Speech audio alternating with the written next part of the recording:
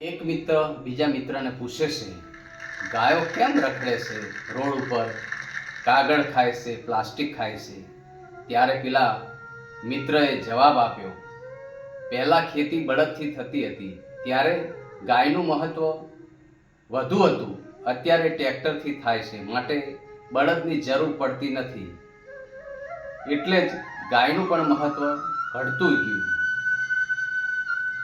4 યુગ છે, સતયુગ છે, ત્રેતાયુગ છે, દ્વાપર યુગ છે અને કળિયુગ છે. આ 4 યુગમાં એમાં 3 પહેલા જે છે એ યુગની અંદર ગાયનું મહત્વ બહુ વધુ અને મહત્વ હતું અને ગાય પૂજનીય ગણાતી. કળિયુગમાં તેનું મહત્વ ઘટતું ગયું. જ્યાં સુધી ભગવાન શ્રી કૃષ્ણ રહ્યા ત્યાં સુધી ગાયનું મહત્વ બહુ જ હતું. પછી ધીરે ધીરે ગાયનું મહત્વ ઘટતું ગયું.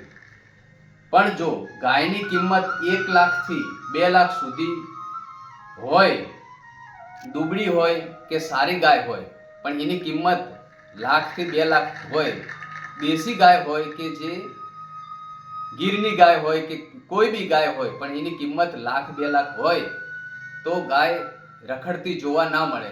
કેમ કે ભેંસ ક્યારેય રખડતી જોવા નહીં મળતી, કારણ કે ગાયની કિંમત નથી અને ભેંસની કિંમત છે. ગાયનું મહત્વ અને ગાયનું દૂધ પવિત્ર ગણવામાં આવે છે. પૂજા પાઠ, હોમ, યજ્ઞ, સારી વાનગી બનાવવામાં ગાયનું દૂધ વપરાય છે. આજના જમાનામાં બાળક કે યુવાન કે પછી વૃદ્ધ થાય ત્યારે તેનું મહત્વ, વૃદ્ધ વ્યક્તિનું મહત્વ ઘટી જાય છે. લોકો વૃદ્ધાશ્રમમાં મા બાપને મૂકવા જાય છે.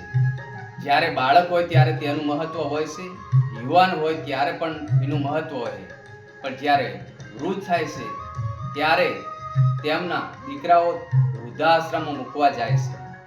પછી કહે છે કે દાદા કે દાદી કે બાપુજી. પછી છોકરાઓ કહે કે તમને કોઈ ખબર પડે નહીં, અને એમ કહીને વૃદ્ધાશ્રમમાં મૂકવા જાય છે. આ કળિયુગ માટે છે. મા બાપની જરૂર સેવા કરો, મા બાપની કદર કરો અને મા બાપની ઇજ્જત કરો. જો મા બાપ હતા ત્યારે તમારો અહીં ધરતી ઉપર આવવાનું સંભવ બન્યું. એટલે જ જો મા બાપને રાજી રાખશો તો ભગવાન જરૂર રાજી રહેશે અને માતાજી પણ રાજી રહેશે. આજે લોકો કહે છે કે ખેડૂત બાપડો બિચારો થઈ ગયો છે, પણ ખેડૂત ક્યારે બાપડો બિચારો હોતો જ નથી. ખેડૂત લાગણીશીલ અને ભાવ પ્રેમ વાળો હોય છે. બીજાના દુઃખે દુઃખી, બીજાના સુખે સુખી હોય છે. ખેતરથી મોટો કોઈ શોરૂમ નથી અને અનાજથી મોટી કોઈ પ્રોડક્ટ નથી. ખેતીથી મોટું કોઈ મહેનતું એટલે કે ખેડૂતથી કોઈ મહેનતું માણસ નથી.